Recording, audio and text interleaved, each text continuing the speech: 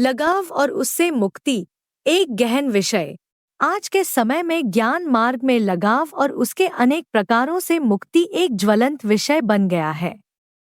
हमें बाप दादा की पसंद के अच्छे पुरुषार्थी बनने के लिए इस विषय की गहराई से समझना अत्यंत आवश्यक है।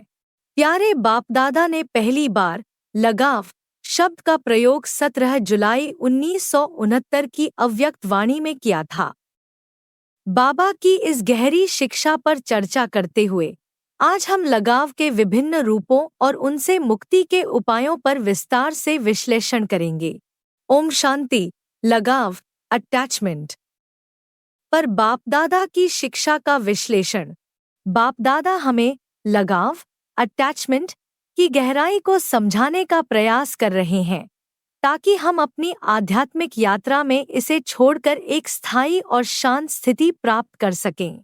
यहाँ लगाव के बारे में बाप दादा की शिक्षा का विस्तृत विश्लेषण प्रस्तुत है। 1.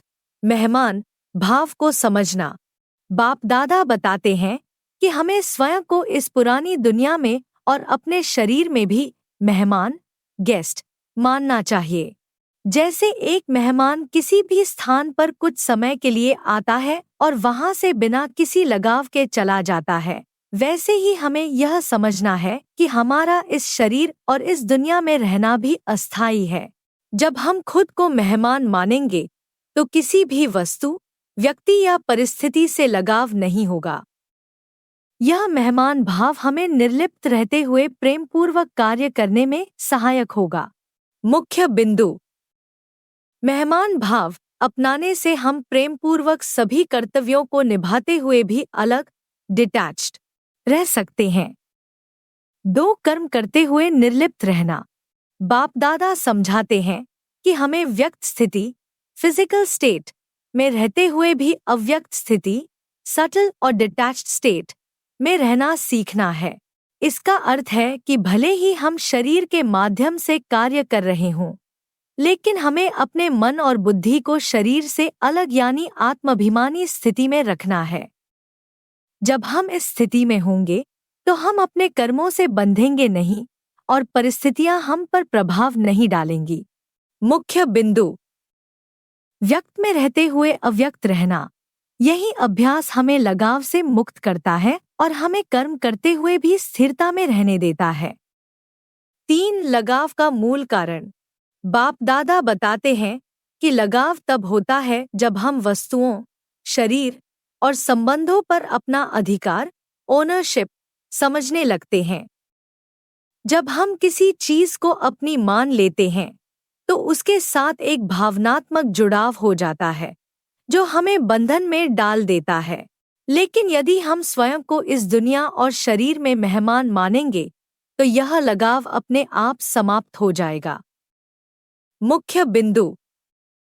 अधिकार का भाव लगाव का कारण है, जबकि मेहमान भाव अपनाने से हम निर्लिप्त रह सकते हैं। 4. अंतिम आध्यात्मिक स्थिति। बाप दादा हमसे चाहते हैं कि हम ऐसी स्थिति को प्राप्त करें जहां हम हर तरह के लगाव से मुक्त, पूरी तरह आत्माभिमानी और शांतिपूर्ण स्थिति में स्थित रहें। जब हम मेहमान भाव में स्थिर हो जाते हैं तो हम सहज रूप से बाप की याद में रह सकते हैं और हमारे कर्म भी पवित्र हो जाते हैं। इस स्थिति में हम दूसरों की भावनाओं और विचारों को भी बिना बोले समझने की क्षमता विकसित कर लेते हैं। मुख्य बिंदु। अंतिम स्थिति है लगाव मुक्त आत्माभिमानी अवस्था, जहां हम हर परिस्थिति में शांत और स्थिर रह सकते हैं। 5. प्रैक्टिस का महत्व। बाप दादा हमें लगातार मेहमान भाव में रहने की प्रैक्टिस करने को कहते हैं। इसका अर्थ है कि हमें हर दिन खुद को याद दिलाना है कि यह शरीर और यह दुनिया अस्थायी है। हम यहाँ सिर्फ कुछ समय के लिए आए हैं। जब हम इस अभ्यास में परिपक्व हो जाते हैं तो हमें किसी भी चीज से लगाव नहीं रहेगा और हम सहज रूप से अपनी अंतिम स्थिति को प्राप्त कर लेंगे। मुख्य बिंदु। नियमित प्रैक्टिस से हम धीरे धीरे लगाव से मुक्त होकर बाप की याद में स्थित हो सकते हैं। निष्कर्ष।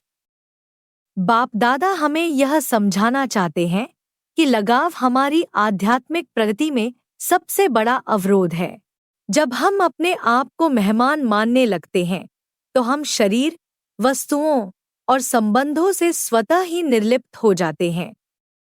यही निर्लिप्तता हमें कर्म करते हुए भी बंधन मुक्त रखती है और हमें बाप की याद में रहने में मदद करती है। जितना हम यहाँ मेहमान भाव में रहेंगे उतना ही हम वहाँ विश्व के मालिक बनेंगे। मुख्य संदेश: मेहमान भाव से लगाव समाप्त होता है और आत्माभिमानी स्थिति प्राप्त होती है, जिससे हम अपने जीवन में स्थायी शांति और खुशी का अनुभव कर सकते हैं। ओम शांति।